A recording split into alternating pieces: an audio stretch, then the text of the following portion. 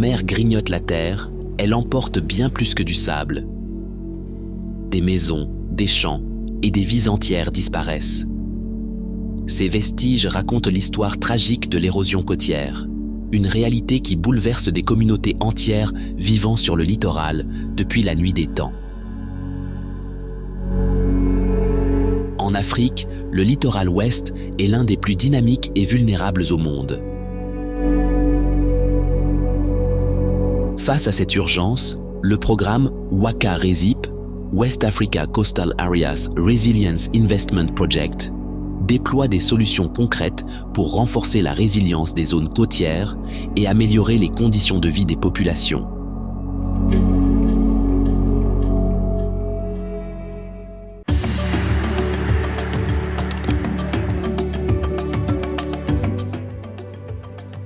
Au Togo, le projet WACA a permis de mener des actions d'envergure pour contrer l'érosion côtière. Entre autres, des épis, des digues de protection, des brise-lames et des rechargements de sable.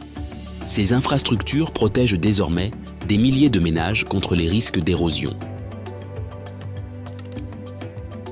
La mer et les maisons sont presque au même niveau. Donc il y a des périodes où la mer monte plus haute que les maisons. Et donc il y a la submersion marine, donc ça se verse dans les maisons. Donc la digue de sable est là justement pour empêcher que la mer passe pour aller se verser dans la maison. C'est le même rôle pratiquement que joue en plus de la protection côtière de brise-lames qu'on va voir devant. Les épis, leur rôle, c'est juste d'empêcher que l'érosion ne continue. Donc ça fixe le trait de côte. Une fois que vous mettez le brise-lames, le trait de côte ne peut plus bouger, bien sûr, plus ou moins, parce que c'est dynamique. Plus ou moins, peut-être 0,8 1 mètre, ça ne peut plus bouger. Alors que s'il n'avait pas l'épi, ça bougeait par endroit jusqu'à 20 mètres par an. Maintenant, avec l'épi, ça ne peut plus bouger, impossible. Donc le rôle, c'est juste d'empêcher que le trait de côte ne continue pas à bouger et que les infrastructures tombent. Au total, 7 épis ont été construits et 6 anciens ont été réhabilités à Agbodrafo et Anéo. Près de 700 000 mètres carrés de sable ont été rechargés pour stabiliser les plages, tandis qu'une digue de protection de 1,2 km et une piste cyclable de 3,5 km ont vu le jour.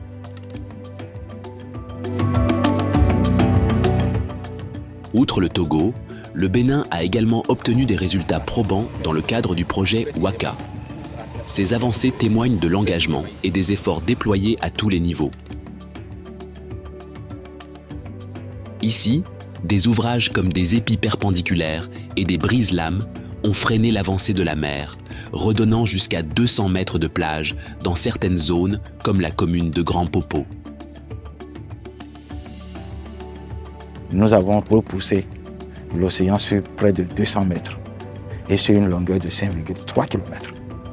Nous avons regardé dans un premier temps l'effet positif de l'érosion qui n'est rien d'autre qu'un haut de plage qui a été gagné naturellement grâce au moteur de sable que nous avons mis en place.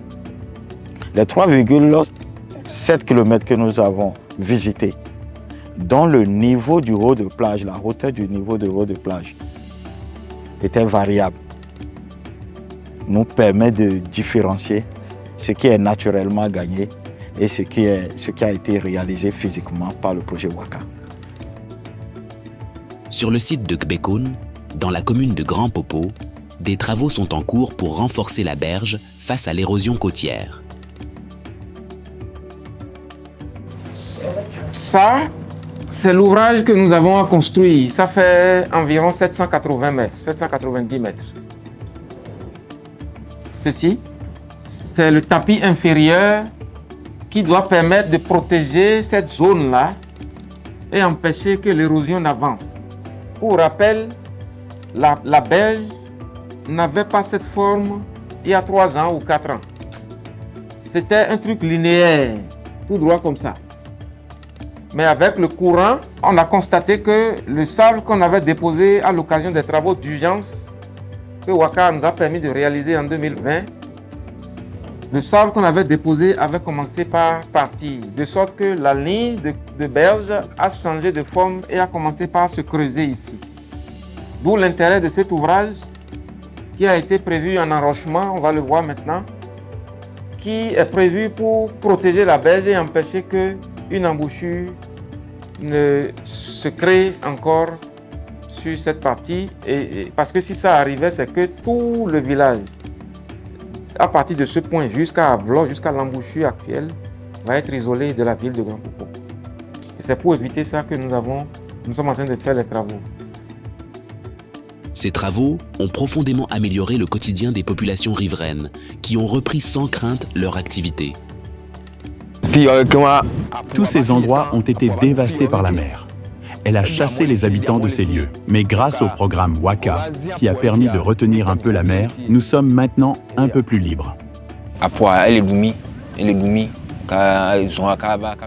La mer a contraint de nombreux riverains à quitter leur domicile.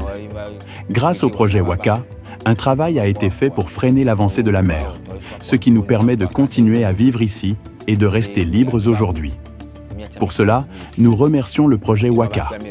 Sans leur intervention, l'endroit où je me tiens actuellement serait également englouti par la mer. Il a la reprise de vie, il a les activités économiques qui ont reprise, il a la pêche, les activités de pêche, tout, il a la reprise de la vie au niveau de ces communautés. Donc l'impact est positif.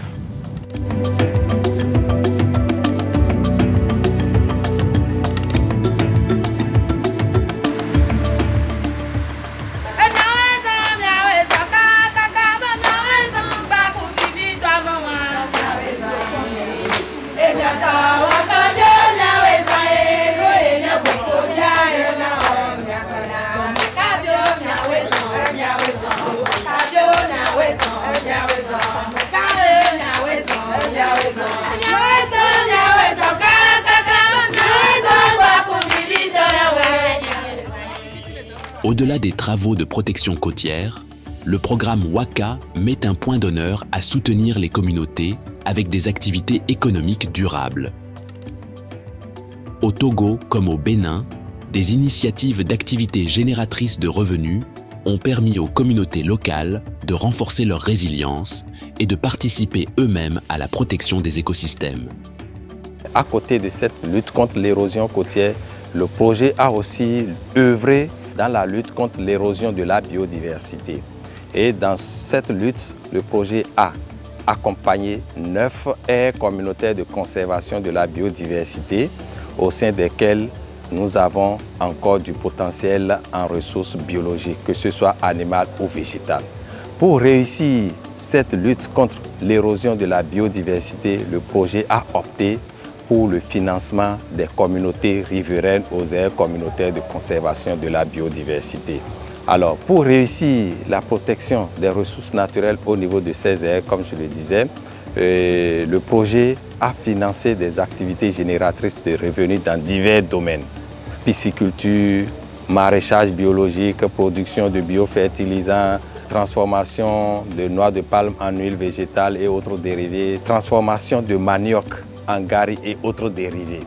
Donc, au total, à travers 3 générations de financement, le projet a contribué au financement de 250 micro-projets couvrant les différents domaines dont j'ai parlé et a impacté directement 3590 personnes au niveau de 10 communes. Grâce au programme WACA, les communautés locales bénéficient directement des activités génératrices de revenus mises en place. Les femmes, en particulier, ont vu leurs conditions de vie considérablement s'améliorer. Lorsque nous produisons de l'huile, nous la vendons au marché. Une partie de l'argent issu de la vente est mise dans une caisse commune et le reste est partagé entre nous pour assurer certains besoins dans nos ménages. Nous sommes vraiment satisfaits du projet WACA et nous espérons qu'un nouveau projet viendra encore nous soutenir pour acquérir d'autres machines plus performantes qui nous faciliteraient le travail.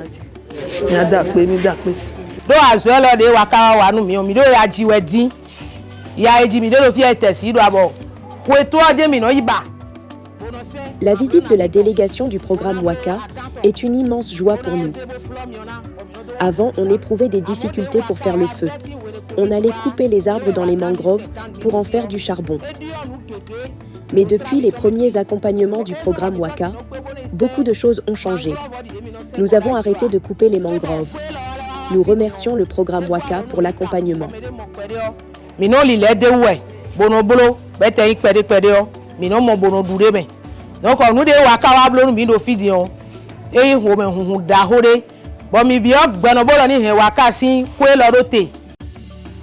Le programme WACA RESIP, en combinant infrastructures modernes et solutions économiques durables, transforme le littoral togolais et béninois en modèle de résilience. Du 9 au 15 décembre 2024, les résultats du WACA Bénin et du WACA Togo ont été présentés aux journalistes, influenceurs et communicateurs des pays du programme.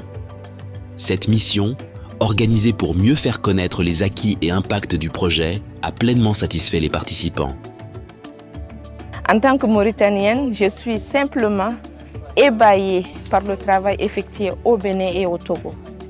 Quand on me dit qu'on a gagné 200 mètres de terre, c'est quelque chose qu'on ne peut pas comprendre rapidement comme ça. Mais avec les explications, on a vu vraiment que WACA est en train de faire un travail remarquable.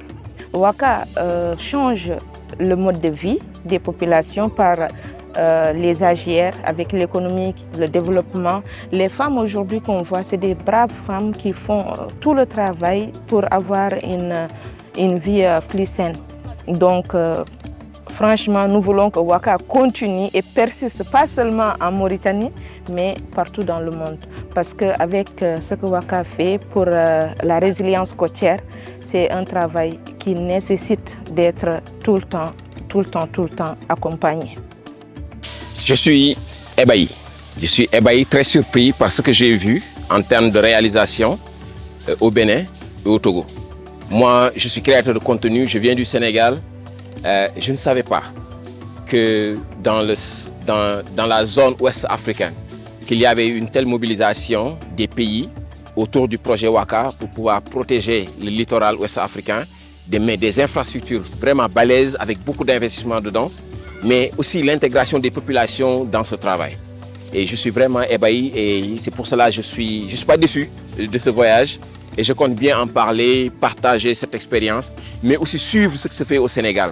It's just an amazing tour from Benin to Togo, and I am so happy. And I hope that this inspiring story that we have learned can be translated in other African. Like in my country, WACA project have just started yet, and we are yet to explore all these amazing intervention sites. And I think we can also do better, just like the way Benin and Togo are doing it. Together, we can able to make all our coastal country resilient to make sure that we can safeguard our country.